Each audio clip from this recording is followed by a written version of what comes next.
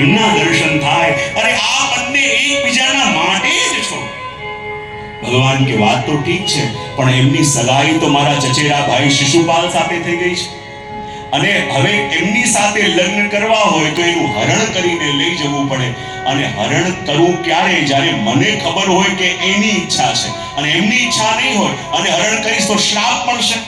તો એની ઈચ્છા છે કે એની ખબર કેવી રીતે પડે? નારદજી કહે, ઈચ્છા હોય કે ન હોય, મન બદલવાનું કામ મને સોંપો. પ્રભુ કે સોંપ્યું.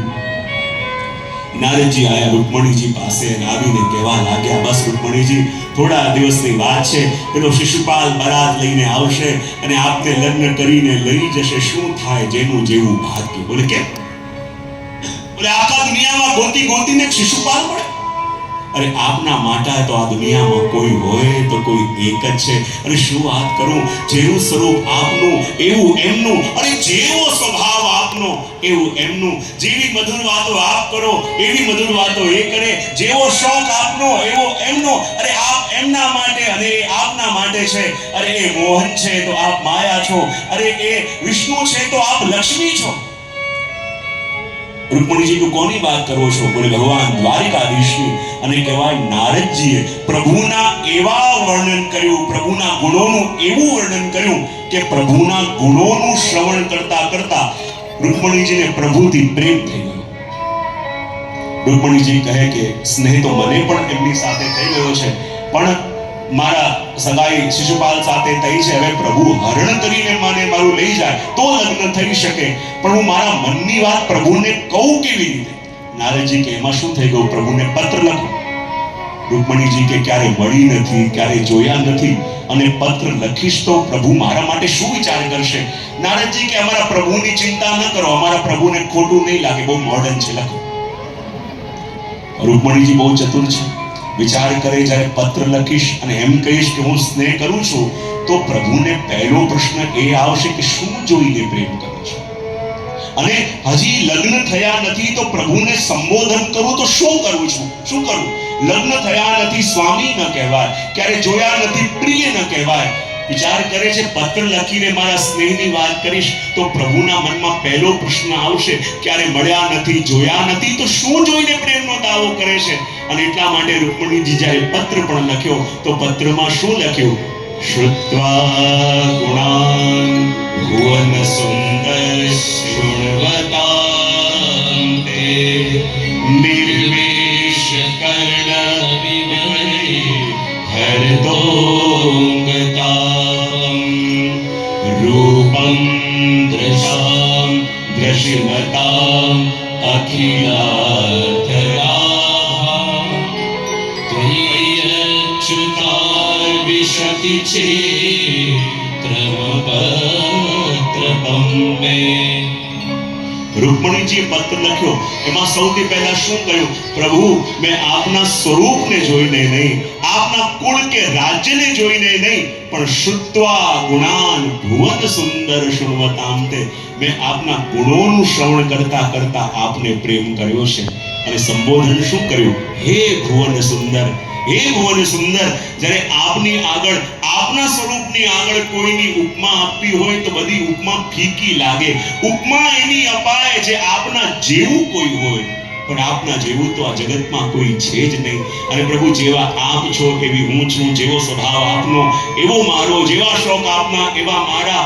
અને પ્રભુ, જ્યારે હું ગૌરી પૂજા કરવા માટે જાઉં ત્યારે બધાના દેખતા દેખતે આપ રથ લઈને આવજો અને બધાના દેખતા દેખતા મારું હરણ કરીને લઈ જજો. અને પછી કહ્યું, યદિ આપ મારું હરણ કરીને નહીં લઈ ગયા અને શિશુપાલ સાથે જો મારા લગ્ન થયા તેમાં અપમાન પણ આપનું કહેવાશે. પ્રભુ કહે, શિશુપાલ સાથે લગ્ન તમારા થાય તેમાં અપમાન મારું કઈ રીતે થાય?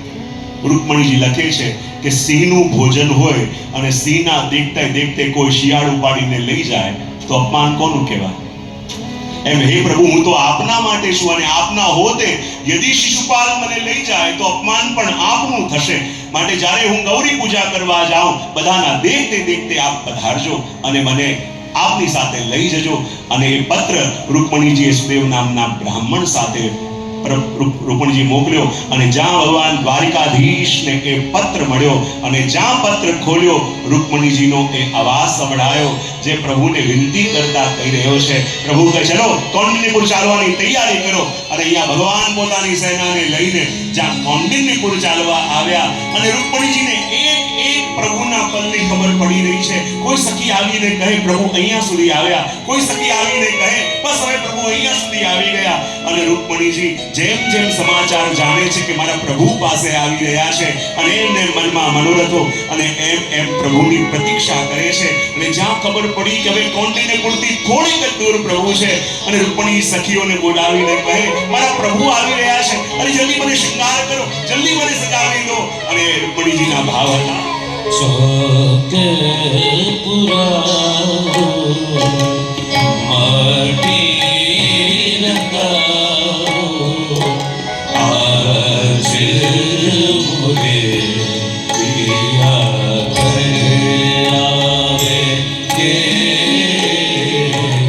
આજ મોરે પિયા ઘર આવે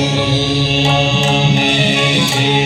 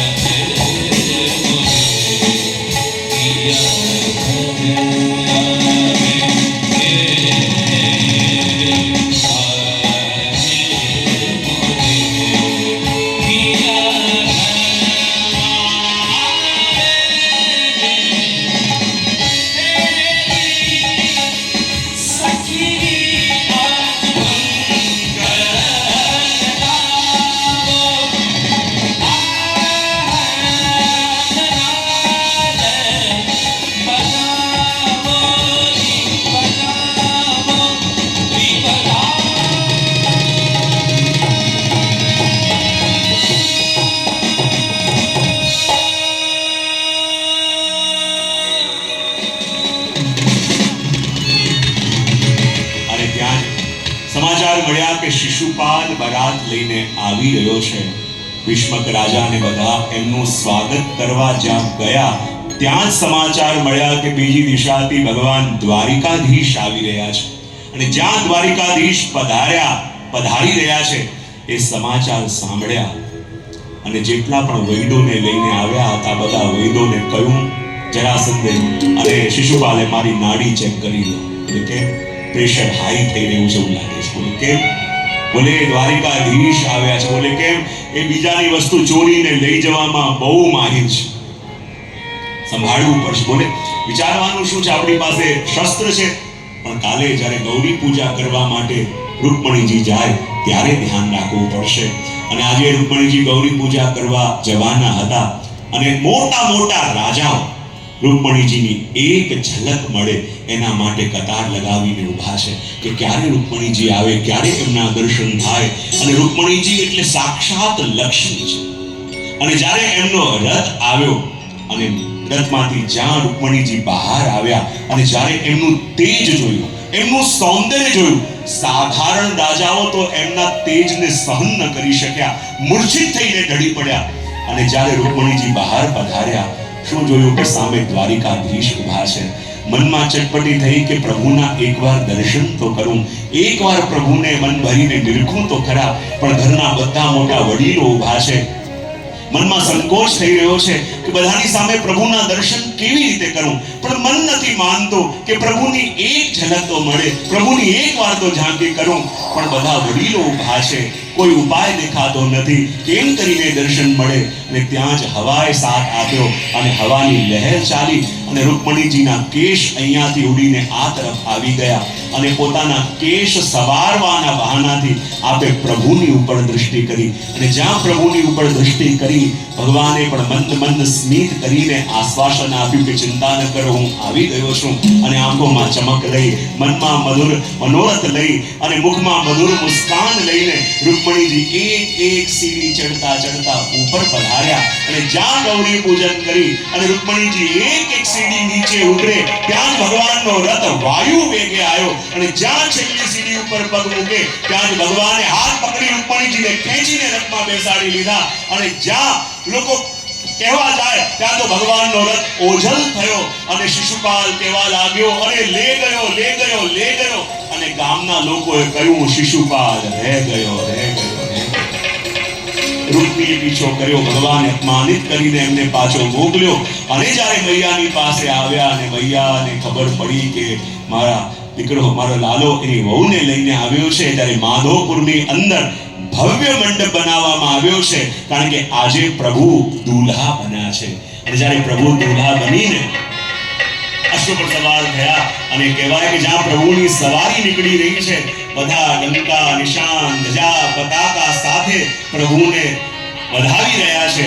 અને પ્રભુના વરઘોડાને વધાવતા કહી રહ્યા છે, વરઘોડો વરઘોડો શ્રીનાથજીનો વરઘોડો, જય હો શ્રીનાથજીનો